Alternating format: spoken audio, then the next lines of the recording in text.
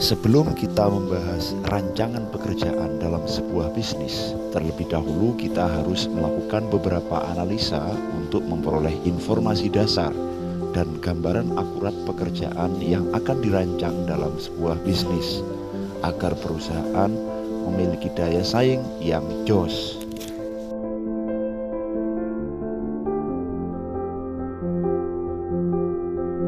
Yang pertama adalah analisis aliran pekerjaan. Apa itu analisis aliran pekerjaan? Yaitu proses analisis yang terdiri dari 3 langkah analisa, mulai dari analisa output pekerjaan, analisa proses pekerjaan, dan analisa input pekerjaan.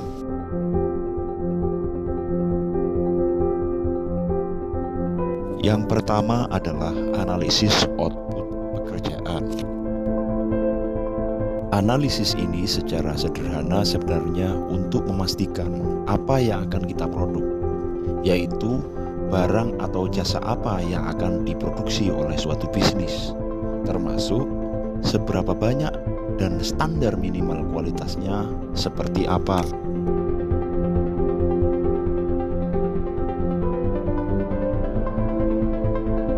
Berikutnya adalah analisis proses pekerjaan.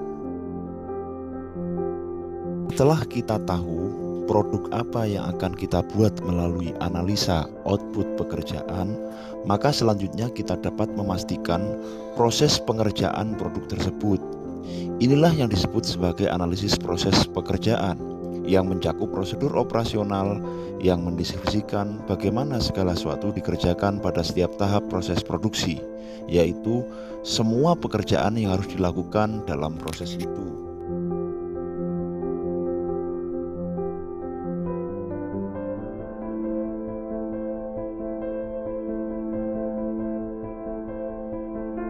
Setelah kita tahu seluruh uraian pekerjaan dan tahapan pengerjaan dari produk yang kita tentukan melalui analisis pekerjaan, maka yang terakhir adalah analisis input pekerjaan. Hal ini untuk menentukan dan memastikan bahan baku apa yang kita butuhkan, alat-alat apa yang kita perlukan, serta keterampilan dan jumlah pekerjaan yang dibutuhkan untuk melakukan sesuatu pekerjaan agar menghasilkan produk yang kita inginkan.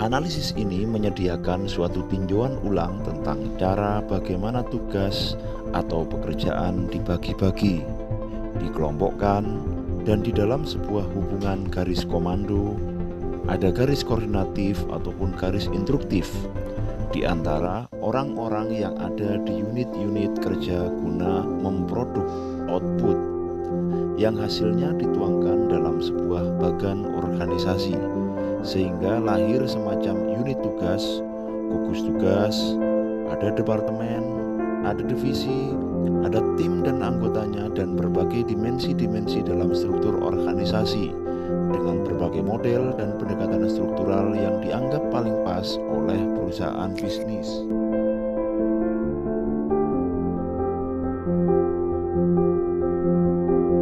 Mengapa para manajer perlu melakukan analisis pekerjaan? Setidaknya karena ada 3 alasan.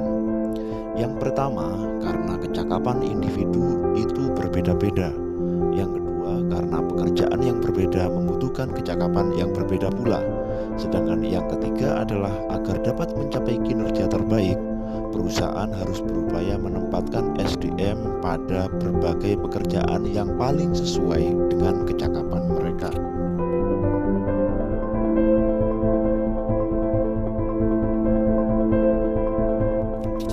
Tujuan analisis pekerjaan adalah untuk memperoleh informasi tentang berbagai pekerjaan dalam perusahaan secara rinci dalam sebuah proses sistematis.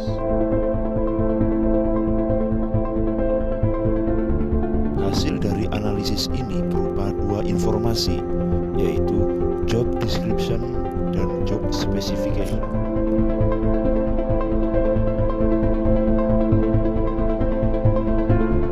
dua informasi penting ini tergambar tugas dan posisi jabatan dan keterampilan apa yang dibutuhkan untuk mengerjakan tugas itu dan mengisi posisi jabatan itu.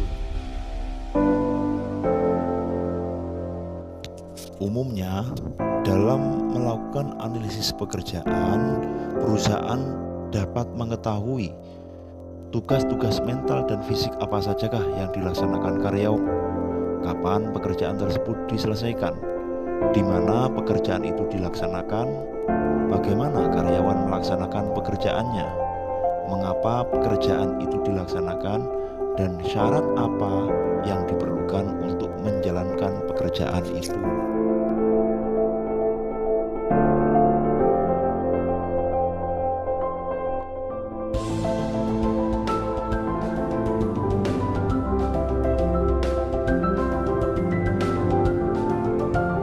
Analisis pekerjaan berkaitan dengan perancangan pekerjaan.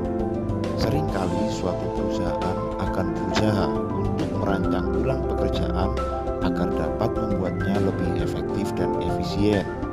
Agar dapat merancang ulang pekerjaan, informasi secara rinci tentang pekerjaan-pekerjaan yang telah ada harus tersedia. Selain itu, merancang ulang suatu pekerjaan akan menjadi serupa dengan menganalisis pekerjaan yang belum ada.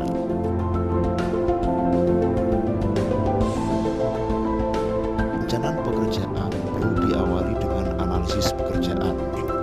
Dalam perencanaan SDM, perencanaan menganalisis kebutuhan SDM organisasi dalam lingkungan yang dinamis dan mengembangkan aktivitas yang memungkinkan organisasi beradaptasi terhadap perubahan.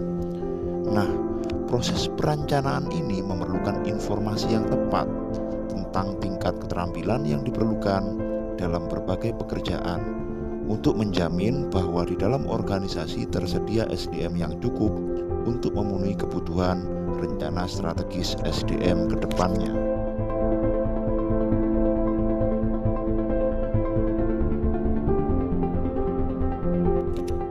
Seleksi SDM adalah proses mengidentifikasi pelamar yang paling berkualitas untuk dipekerjakan.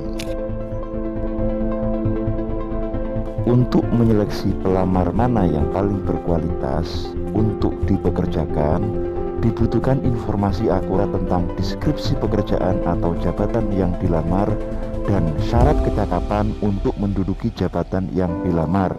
Yang itu semuanya diambil dari hasil analisis pekerjaan.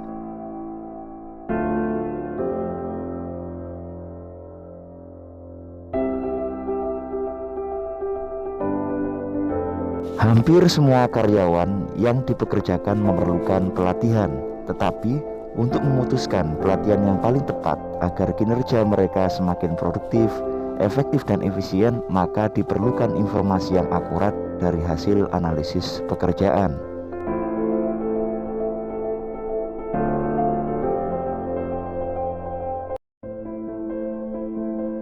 Penilaian kinerja berhubungan dengan mencari informasi tentang seberapa baik karyawan dalam bekerja dan dalam hubungannya dengan reward bagi yang memiliki kinerja efektif, dan juga sebaliknya.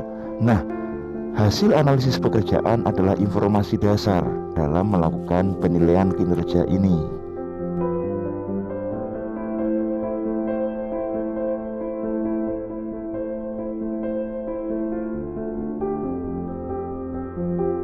Perencanaan karir berhubungan erat dengan kecocokan keterampilan dan aspirasi individu dengan kesempatan yang ada atau yang akan diadakan dalam organisasi bisnis.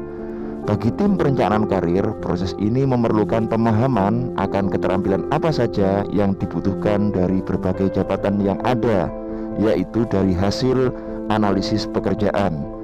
Informasi itu penting untuk menuntun para pekerja yang berpotensi untuk meniti karir mereka ke depannya.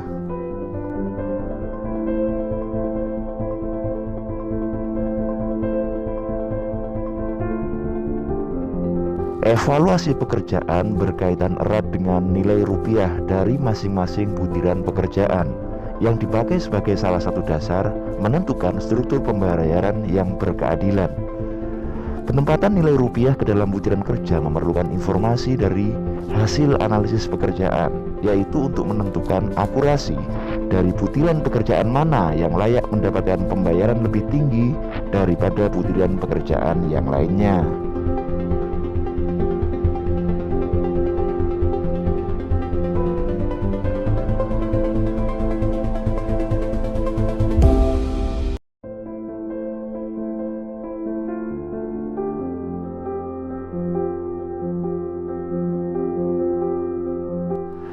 Nah, kali ini saya ingin memberikan kalian tugas, yaitu menyebutkan satu di antara sekian macam teknis analisis pekerjaan yang ada dan berikan penjelasannya secara singkat.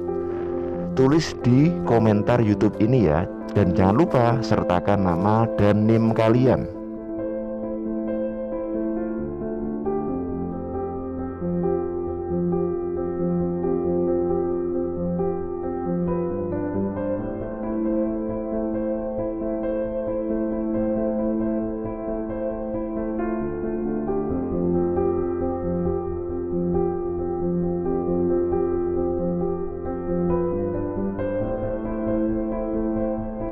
Semua analisis yang telah kita pelajari dari awal bab ini adalah bagian dari desain pekerjaan. Nah, desain pekerjaan adalah proses menentukan tugas-tugas yang akan dilaksanakan, metode-metode yang digunakan untuk melaksanakan tugas-tugas itu, dan bagaimana pekerjaan tersebut berkaitan dengan pekerjaan lainnya di dalam sebuah organisasi bisnis.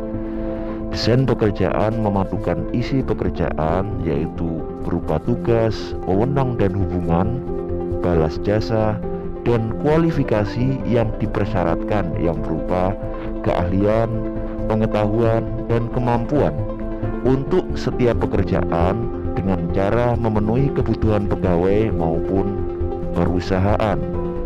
Pekerjaan yang tidak sesuai dengan keahlian akan sangat sulit untuk dilaksanakan oleh pegawai. Desain pekerjaan haruslah dirancang dengan sebaik mungkin dengan mempertimbangkan elemen-elemen yang mempengaruhi desain pekerjaan.